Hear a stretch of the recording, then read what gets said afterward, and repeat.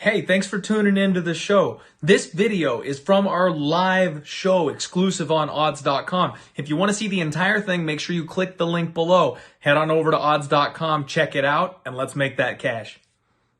Next up, Randa Markos taking on Kanako Murata.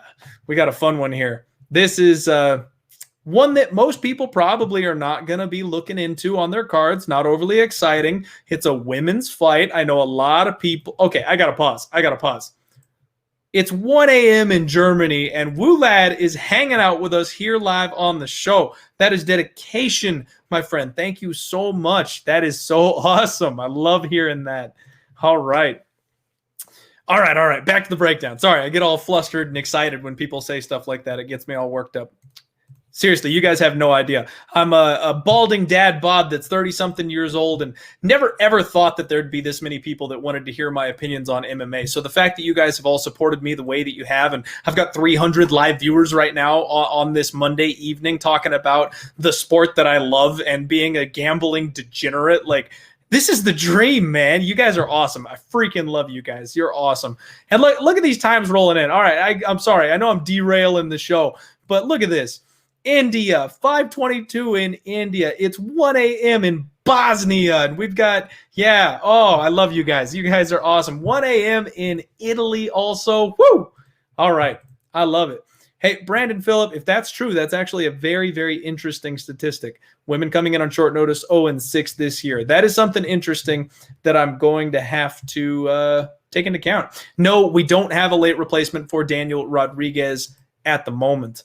Ooh, Dublin, the Irish. Thank you, my friend, for joining. Thank you. I've got Scottish roots, so I hope you don't hate me for that. All right. We've got Randa, the Quiet Storm Markos, taking on Kanako Murata. And as y'all know, if it's your first time viewing, I know there's a couple of people that are new to the chat today, but your boy's got a thing for redheads. It's well documented. We all know. So Randa Markos is one of those fighters that I've been a fan of for a very, very long time, and inside and outside the cage. We'll just say that. What we've got here is your classic wrestle boxer, Randa Markos, very physically strong. She's 10-9 in her MMA career. Good dirty boxing when she's in the clinch. She scrambles well. She does find herself on bottom and transitions a lot when it comes to the grappling situations. But when she is on top, she has extremely strong top control. And from what I understand, she's actually been staying ready. She's one of these fighters that's been looking for that short notice opportunity to jump in there and get that last loss, feeling that taste out of your mouth. So she's been in shape. She's not truly coming in here on short notice. It's not like they called her off of the couch for this fight. She will have been working out and have some fight camp experience coming into this fight. Now, Kanako is really the question mark here, right? She's the one that nobody necessarily knows. She's the Invicta FC champion.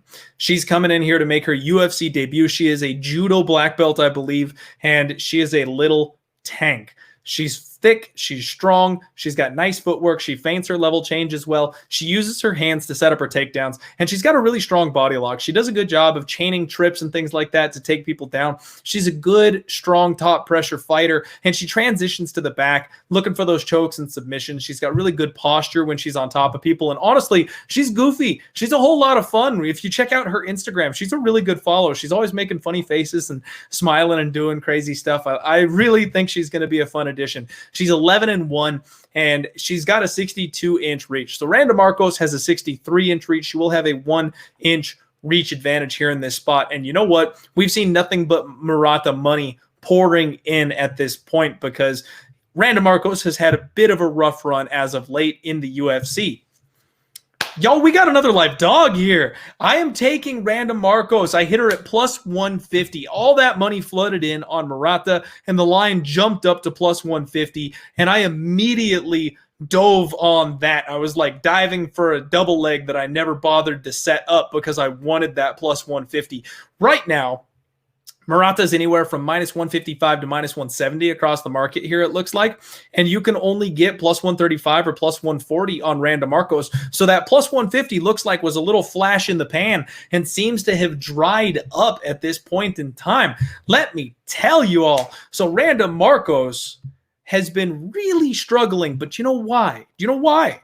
She has been fighting the cream of the crop in her division for years. And she's been alternating wins and losses basically the entire time. She's a 500 fighter. I'm not saying she's excellent. I'm not saying that she's amazing. But she fought Mackenzie Dern, who's the grappling specialist of the world. Amanda Ribas, who is the youngest, hottest prospect in MMA right now and is destroying everybody. She fought Claudia Gadelha, who I know we took the opportunity of fading, but she fought her a year or so ago when she was a little bit more of the Claudia that we know, and she's got that grappling advantage. She fought Angela Hill. She fought Nina Ansaroff. She fought Alexa Grasso. Carla Esparza. I mean, she's really just fought everybody, and she's fought very closely and competitively with all of them. The key to Randa Markos is that she is never the bigger fighter in the cage. And come Saturday, she is finally going to have an opponent that she's going to have a size advantage on. Now, I know size isn't everything. We have weight classes for a reason. But when you've got two women that both want to grapple, that's what both these women want to do. Murata's coming in here. She's got basic striking. She's going to look to put Randa Markos up against the fence and take her down. She's going to be the smaller woman by 4 inches. Markos is going to have a solid, significant size advantage on her, and she's a solid wrestler herself. When she tries to tie up with a chick like Randa Markos, who, like I said at the top of this thing, is very physically strong, I think she's going to struggle with that takedown. I think that this is a spot where Murata is getting a step up in competition from what she's been facing over in Invicta. And believe it or not, Randa Markos is getting a decent-sized step down in competition from what she's been facing in the UFC. I want to read off some of the records of the... Now, this isn't everything, so don't think that this is how you cap a fight necessarily. But I want to read off some of the records of the women that Murata's been facing over in the organizations before the UFC. 9-6, 7-4, 5-4, 10-11, 2-3.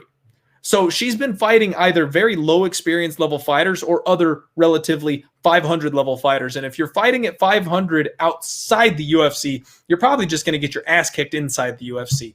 And we've seen Randa Markos have flashes of brilliance, like when she submitted Angela Hill a couple of years ago. I mean, she's got all the pieces. She's made some mistakes, but I don't think that's going to be an issue here in this fight. And I see a lot of people in the chat talking about the bad fight IQ and things like that of Randa Markos. I fully understand that. She went to the mat with Mackenzie Dern her last fight. You can't do that. You shouldn't do that. That's a problem. That's how Mackenzie Dern wins. And I actually bet Randa Markos in that fight because as long as she didn't take the fight to the ground, she should have won that thing clear and away standing up. But she did what she always does, and she gets caught up in a scramble and goes to the floor. Murata doesn't have the jiu-jitsu advantage that chicks like Mackenzie Dern and Claudia Gadelha and Amanda Ribas had over Randa Markos. She is not that nasty submission threat that those other women are, and I think plus 150 is just disrespectful. I'm riding with my girl.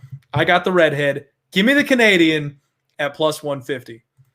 And you know what? You will never see me pick against a redhead. Men and women as well. I got the alpha ginger in my back pocket every time he fights too. All right. Brandon Phillips making the bold statement that this will be a draw. Yep, we got another vote there for Markos.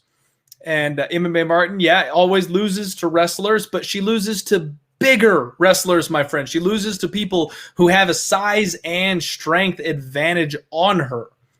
And that's the key. That's the key. She's wrestling a much smaller woman here who comes from a lower level scene. I'm going to take that. I'm going to take that plus money. We'll roll those dice. All right, all right. And I see a lot of people just not liking the pick, and that's okay. That's okay. Ben Eggs, yeah, man, you know. All right. Once you go red. Yes, we will be working our way through the entire card. We will speak on that one as we get up to the top. All right, let's say... sorry, just catching up on the chat here, everybody. So, yeah, Isaiah, she does take the back of everybody she's ever fought. But again, did you listen to the records that I read out there? She takes the back of lower-level opponents that can't grapple with her. Now she'll be dealing with Randa Markos, who is a strong wrestler, who has good ground she's got a solid ground game herself. Yes, she had her back taken and she got choked out by Mackenzie Dern, but that's Mackenzie freaking Dern. I think that Murata is going to struggle more to get this fight to the mat than she's expecting. All right, let's go. And Meat Man, you know what? Everybody always asks me on Monday if I've got skin in the game, and so far I'm 0-2 on telling everybody what I'm on. I played the under. That's the only thing I'm looking at. Should be a bad football game tonight. So, all right.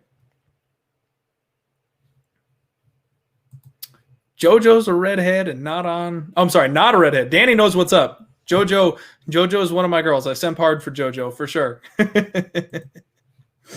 All right. Moving this show right along. We've got our next fight, Jose Teco Quinones. And you know what, folks? We are coming out of the gates blazing for Saturday's UFC Vegas 14. Because I've got another pick on this one. I've got a bet on this fight card.